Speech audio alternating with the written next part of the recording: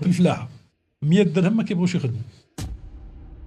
والفلاح هذاك جهدو يعطيه 100 درهم ما يبغيش يخدم. يشد بها 12 ساعه ديال الماء. ماشي 12 ساعه، كاينش نص ساعه، 5 السوايع 6 ب 100 درهم ما تيبغوش يخدموا. البناي دابا البني عندنا البناي غير اليد عامله، دابا مابقاش يبغي يهز لك الياجور، تيقول لك لا جيب الماكينه تهزو.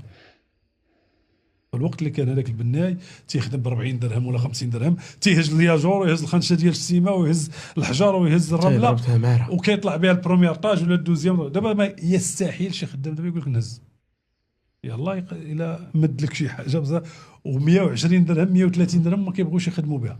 لا خصنا شوف ما نكونوش حنا يعني سلبيين ونسوقوا افكار سلبيه اللي هي ولات بحال واحد فكره عامه وهي خاطئه، وتم التسويق ديالها وتبناها الجميع ان راه كاين بطاله وما كاينش الخدمه، وراه ما كاينش لا يخدم بعد، ما كاينش اللي غادي يخدم.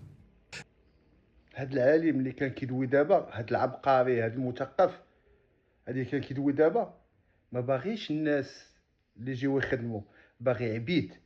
حيت معكم كان باغي الناس اللي يجيو يخدموا كون قال هضره اخرى، ولكن هو باغي عبيد اللي يستغلهم.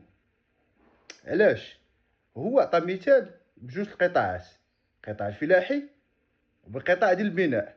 قال لك في القطاع الفلاحي قال شحال كيعطيو 100 درهم. فوالا قال لك كيعطيو 100 درهم الفلاح وما كيبغيش يجي. اول حاجه غتعطيه كتاب غيجي يخدم، زائد ان الفلاحه في المغرب ما عليهاش الضرائب، وزائد كتعطاوها مساعدات خصوصا الناس اللي عندهم فيرمات كبار. تا اش بغيتي واحد عنده فيرما كبيره وما كيخلصش الضريبه على المنتوج، يعني كانت عنده بطاطا، شحال ديال القطارات ديال البطاطا وديال المطيشه وديال اي منتوج زراعي ملي غيخرج يبيعو ما غيعطي للدوله لا تيفيه لا والو. يعني الفلاحه في المغرب معفيه من الضرائب، زائد الى صدرها لبرا يعني الثمن كيكون تريبل. يعني الفلوس يعني الفلوس هي الفلوس، وانت باغا تعطي الفلاح 100 درهم يجي يخدم عندك بحال العبد. هذه اولا. ثانيا في القطاع بناء قال لك شحال ديك انك يعطيهم 70 درهم وكيهزوه وكيطلعوا، انت ما باغيش خدام باغي حمار، انت باغا تعطي غير 100 درهم 130 درهم وبغيتي يهز يقسم ظهرو. راه كاينين لي ماشين سيروا شريوهم. وانت باغا تعطي البناي 100 درهم ولا 130 درهم النهار وتبيع البارطما ديالك ب 50 مليون، كيفاش درتو ليها؟ هذا كيتسمى الاستعباد. الا بغيتو تدويو وديوه بواحد الطريقه لوجيك عاوتاني، ما تبقاوش تستخفوا بعقول الناس تقول ما كاينينش خدامه. ولكن المشكله ماشي هنايا، المشكله انه ولاو كيجيبوا لك حالش ولي نوار والافارقه كيخدموا في بلاصه هادو. افريقي جاي ما عنده لا واقع لا جوج، ما كانش عنده خدمه، ما عمو دازو ليه فلوس في جيبو، غتجي خدمه 100 درهم غيقبلها. في الاواخر جيت لكازا كنلقى المحلات ديال لافاج ديال لي طوموبيل، كنلقى في البني في الفلاحه في اي حاجه مثلا كتطلب دي ترافو فورسي كنلقاو دابا الافارقه اللي خدامين.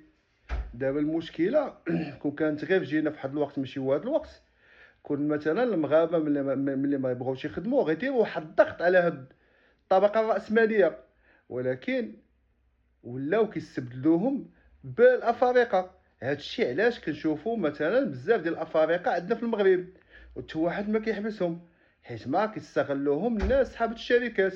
كنشوفوا الشركات مثلا ديال السمك ولا ديال لي بواط ساردين ولا هادي لداخل كيخدموا فيهم غير الافريقيات والافارقه، مابقاوش يخدموا فيهم مغاربه. دابا هاكشي اللي كانوا كيديروا النخبه الراسماليه في اوروبا، كيجيبوا المهاجرين ديال الافارقه وديال شمال افريقيا باش كيخدموا عندهم وكيضربوا ولاد البلاد اللي ما باغينش يخدموا حيت مع الصالير ولي كونديسيون ماشي حتى ليه، نقلوها من عندهم النخب الراسماليه ديال المغرب ولاو كيديروا بحالهم.